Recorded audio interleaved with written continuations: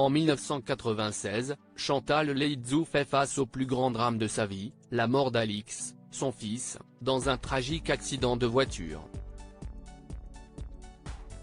Une tragédie sur laquelle elle s'était confiée en 2023 dans l'émission 50 Inside. Savoir ok son humour décalé font d'elle l'une des humoristes favoris des Français. Chantal Leidzu est artiste française dont la carrière s'étend sur plusieurs décennies. Née en 1948, elle débute dans les années 1980, se faisant remarquer pour son talent comique unique. Elle s'impose sur scène avec des One Woman Show et participe à plusieurs émissions de télévision comme La Classe, en 1989. Au théâtre, elle joue dans des pièces à succès comme Nelson aux côtés d'Armel et de sa fille Clémence Anceau. Elle a aussi été vue dans Peau de vache, ou encore Adieu je reste, d'Isabelle Mergo, où ses personnages excentriques et colorés remportent un vif succès. Au cinéma, elle apparaît dans diverses comédies telles que Alibi.com, Comment tuer sa mère et Nicky Larson et Le parfum de Cupidon, entre autres.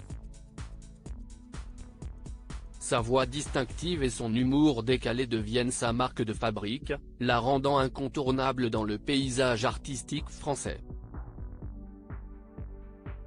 Néanmoins, ce que la plupart ignorent est que, côté vie familiale, la star a vécu un terrible drame en 1996, alors qu'elle était âgée de 48 ans.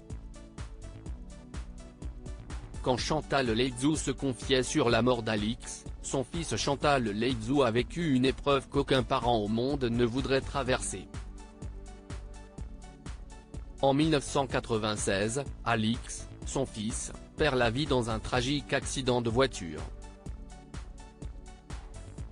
Une tragédie sur laquelle elle a accepté de se confier en 2023, lors d'une interview accordée à l'émission 50 Inside.